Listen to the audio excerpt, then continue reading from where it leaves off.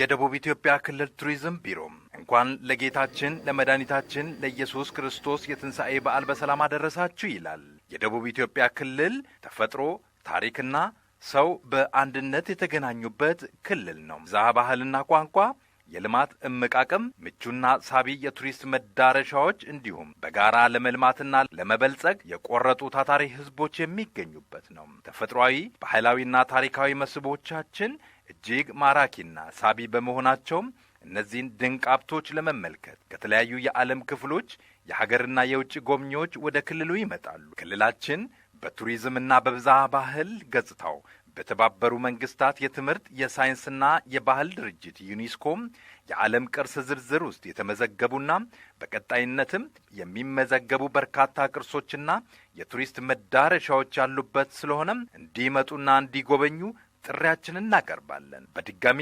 መልካም በዓል። የደቡብ ኢትዮጵያ ክልል ቱሪዝም ቢሮም